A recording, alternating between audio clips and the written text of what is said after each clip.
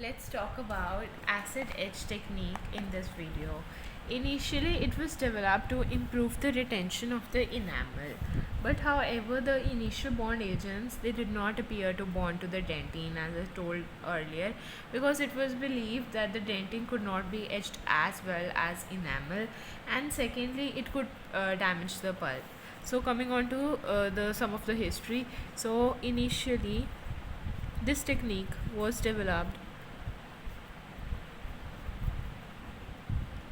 to improve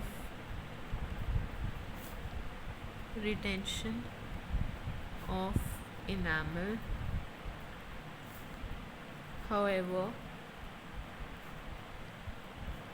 the initial bond agents did not appear to bond well to dentine, as it was believed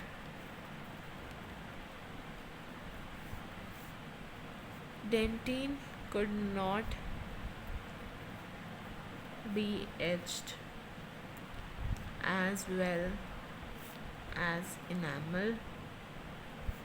Secondly, acid etching could damage pulp.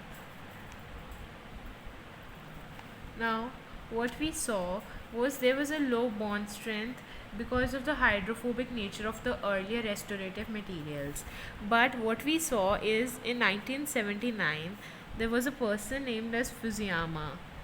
He demonstrated that the acid could be etched to dentine without any damage to pulp. Showed acid could be etched to dentine without pulpal damage. He taught the idea of developing bonding agents with hydrophobic and hydrophilic paths. He said that these are the paths which will increase the bond strength. Now, coming on to what do we use in acid etch technique, what are the etchants or the conditioners used? Mineral acids, organic, polymeric. What we use is 37% of H3PO4. We can also use HNO3. In organic, we have malic acid, which is present in apples, citric acid, citrus fruits. Now, this is used as 10%. In polymeric acid, what we have is polyacrylic acid. Polyacrylic acid forms a very good component of the cements. So, the most common is this one. Sometimes this is also used. They are applied with a brush or through direct application by a syringe. Now, what is the mode of action? How are these agents actually working? Mode of action. First of all, they create microporosities in enamel. This increases the surface area. Then, this high surface they allow to wet the tooth surface more due to high surface energy. What we see is then they penetrate into these microporosities, the acid.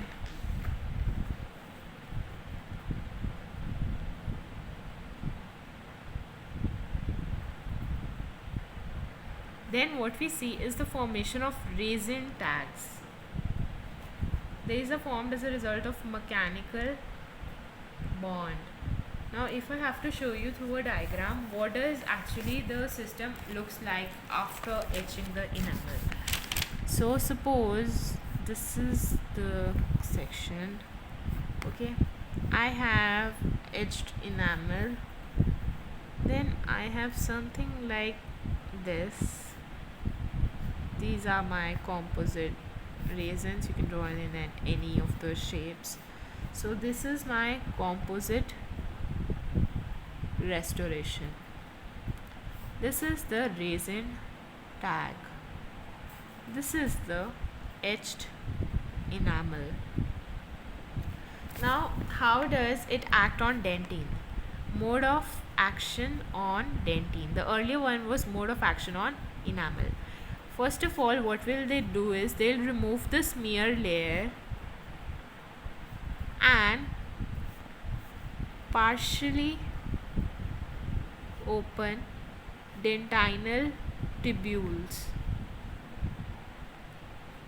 This they will provide a modest edging of intertubular dentine. But it is very important that you avoid the desiccation of dentine. Avoid desiccation of dentine. Why am I saying this? Because as we studied earlier, there is a collagen mesh.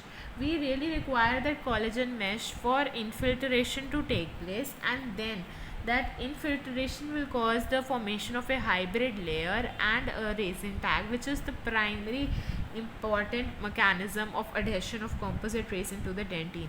So what do I write here? They avoid the desiccation of dentine. Avoid desiccation of dentine because collagen mesh is important,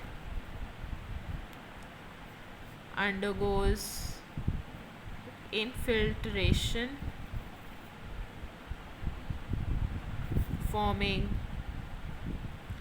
hybrid layer and resin tags. Now these two primary adhesive mechanism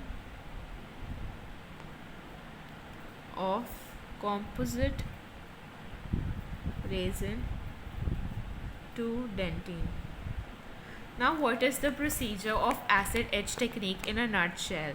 The procedure is, first we clean the tooth. The tooth is cleaned and polished with pumice before etching. Then we apply H3PO4 37% on enamel, then on dentine. Then acid along with dissolved minerals should be washed within 15 seconds. Along with dissolved minerals should be washed within 15 seconds. The etching time usually depends upon the history of the tooth, but however the length of application should just be 15 seconds. Then the enamel is dried using compressed air. After drying, the enamel should have a white frosted appearance.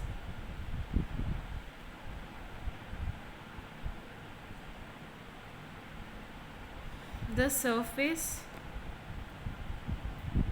must be kept clean and dry till resin is placed. Any momentary contact with saliva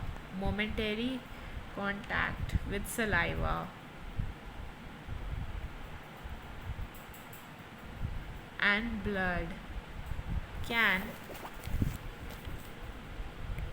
prevent effective resin tag formation, thus decreasing the bond strength. This is the acid etch technique.